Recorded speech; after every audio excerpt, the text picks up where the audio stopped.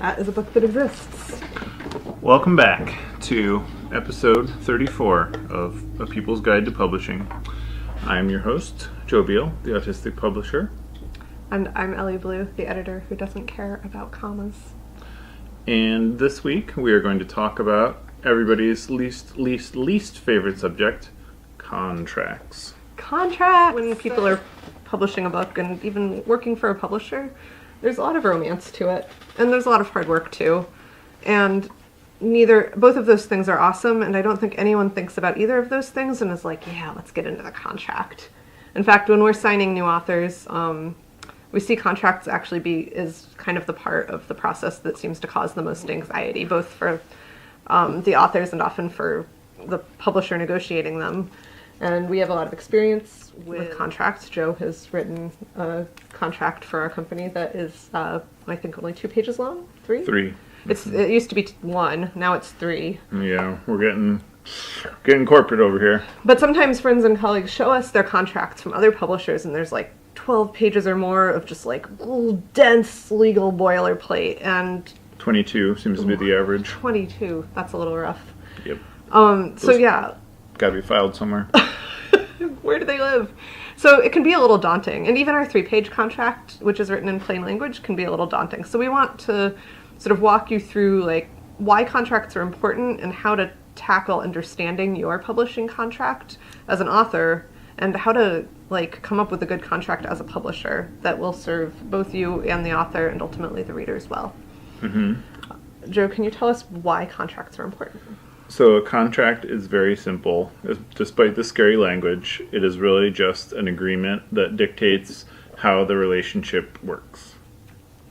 And I've heard it said that basically, like, when you boil a publisher down to its most basic component parts, it is essentially a pile of contracts.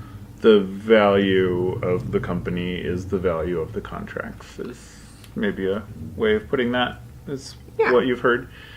And that is essentially the idea being that your books are worthless if you don't have the rights to hold, sell, distribute, those books, license, etc. So most of what publishing is, honestly, is foreseeing where you have the ability to make somebody's intellectual property more valuable. So something along the lines of like, yes, conceivably, everybody could publish their own work, but, they have an audience of 20, So as a publisher, the purpose is that you have relationships with, things like audio rights holders, foreign rights translations, distribution, the ability to reach other countries with even just English language versions of the book. And I mean, even just the very basic act of publishing something and adding it to your list and adding it to your existing sales relationships and showing it to your customers does add value, though often not as much as selling it to Hollywood to make a movie. So there was a time, right, when Microcosm did not have book contracts. We had handshakes. So a handshake is really a contract. However, a handshake does not have a lot of clearly defined parameters as a contract does. So essentially, the way it works when you have a handshake deal is that the way that things have operated is the way that things are expected to continue to operate, up until the point where you get into gray areas that are undefined, and then nobody knows. So in our reader mailbag, we had... Thanks for sending us mail. Mm-hmm. We received a question this week that was essentially asking if a contract was fair. And said contract was like a handshake agreement. It was very murky. It was like, if the book recoups, then we will talk about royalties or any sort of compensation for the author. The problem with that is that it does not answer any of the questions that somebody might have. So, for example, a good contract addresses the best case scenario, the worst case scenario, and the most likely scenario of what will happen with that book. And so in this case, it holds the expectations very low, Really low. which might not be a bad thing, but it's not a great thing. A lot of times the best thing you can do is exceed those expectations, and in this case that would not be difficult. What happens if the book does sell 1 million copies? The author's royalty is undefined. The fact that there is any compensation at all is literally undefined. And so you don't want your contract to say, in the event that this happens, we'll talk about it. Because that's kind of when everybody is at their most excited or other kinds of emotions. That's like kind of when the ego can get the best of a person.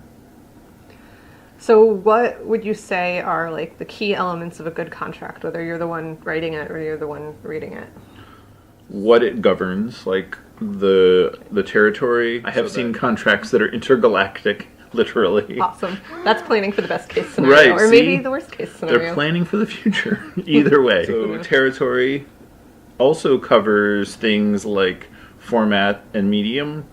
So is it just for like print book rights? Is it for digital books? Is it for audio books? Does it govern film? Does it govern like the use of the characters? Does it govern toys? Does it cover other kinds of licensing? Does it cover things like first serial publication rights, like printing it in magazines or an excerpt? Who owns the permissions to do things like that?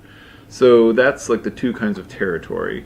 And then, obviously the big one is, what is everybody getting out of it? Who has to put in what time, effort, resources, and what do they get in return for that? So that is normally everything from like, what is the royalty rate for the author? What is the advance for the author? Does that advance fluctuate by scale? Like if you sell more than a certain amount, does the rate change? Does the author get free copies of the book? How many?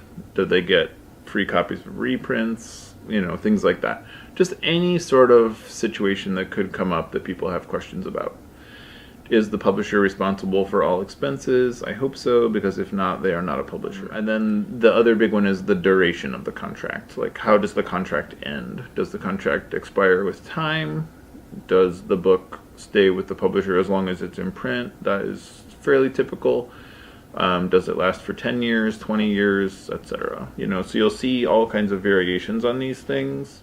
Like a standard contract would be negotiable, so you wouldn't have all those things set in stone. But you want all those things to be addressed one way or another, and if something is not addressed in there, that is a major red flag, because it normally either means that somebody doesn't know what they're doing, or they feel like you can just talk about it later, which in my experience is not a great time to talk about things. And we include things like everything from like the author will turn in a book of approximately this many words or this many pages of art by this date. And we also put in things like the author will link to us, and implicit in that is not to Amazon, when they promote the book, and that the author will promote the book. Right, doing interviews and things like that.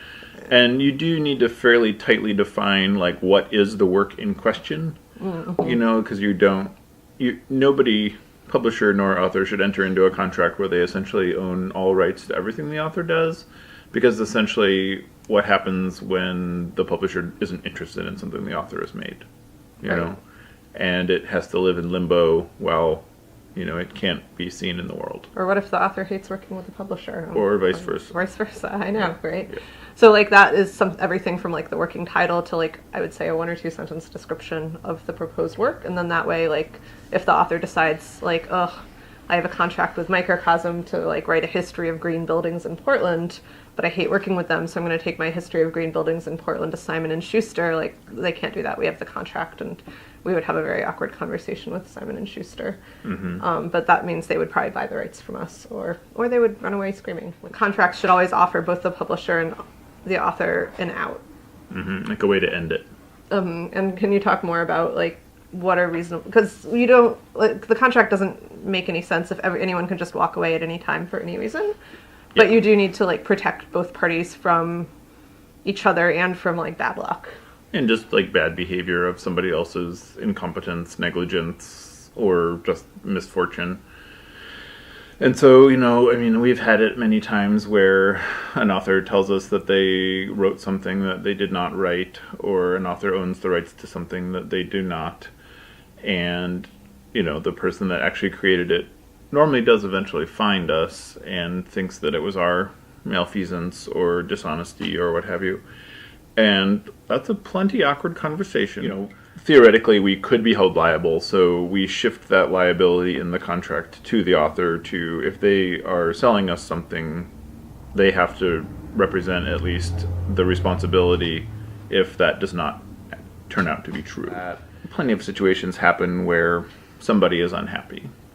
And so we have a clause now where I think it's after, if the author is unhappy after 5 years, then they can purchase any remaining stock at cost and terminate the contract, and that is way better for everybody if, they're unhappy.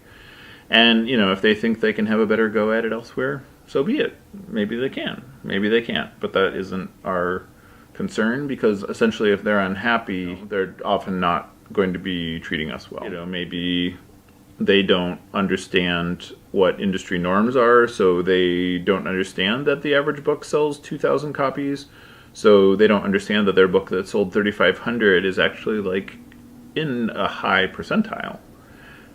So maybe they think that we're not doing a very good job, and maybe we want out of that contract. So a lot of times what we'll do is say, okay, well, when this book sells out, we just won't reprint and we'll let the rights revert and call it a day, because we're not able to get anything else out of this. And if somebody else can, great. Sometimes the way some people treat you, it's nothing is worth that, That's you really have to draw the line somewhere for just people that are really being grating or worse, So if you approach it that way and, use the contract negotiation period as a getting to know you sort of period, you can get a pretty good sense of how somebody operates.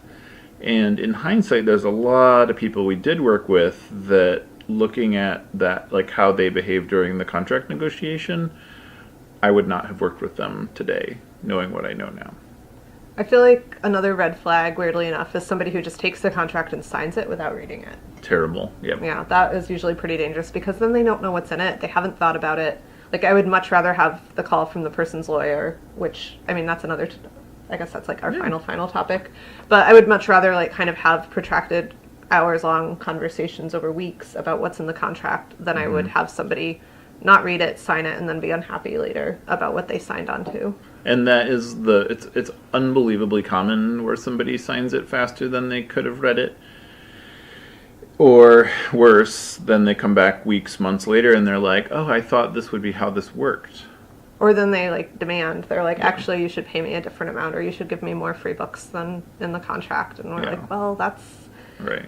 I guess, oh man, there's so many topics I want to talk about, but I feel like we shouldn't go on for too long more about this. We can have more podcasts about contracts. It's such a fun topic. But I guess, the final thing I want to kind of say is if you want help understanding your contract or making sure you're offering a good contract as a publisher, do you advise hiring a lawyer? How do you advise going about this? If you are an author or you are a novice publisher, hiring an entertainment lawyer is not going to be great. It's kind of hiring a CPA to do your taxes, where they will think of every single possible thing that can go wrong rather than what is very likely to happen, and they're going to put little bugs in your ear that'll make you worry about things that aren't actually a problem. So what I would do as an author, if you have a contract and you don't know how to make sense of it, talk to somebody else who is an author who is a little more successful and ask them, what is standard, what is normal, what is acceptable. Or, if you're a publisher or an author, asking a publisher similar kinds of questions, what are you agreeing to? What do these words mean? Is this, is 10% net royalties on a hardcover normal? Is it high? Is it low? Things like that. And there's a whole chapter about it in A People's Guide to Publishing, the book. So you can go much, much deeper there. And I think the Authors Guild may also be able to help you. If you're a member. If you're a member. Yeah. You can find us on the internet at microcosmpublishing.com or microcosm.pub if you want to keep it short and simple. You can also find us on Twitter at microcosm, on Facebook at Microcosm Publishing, on Instagram at microcosm_pub, and here in Portland on North Williams Avenue. Thank you so much.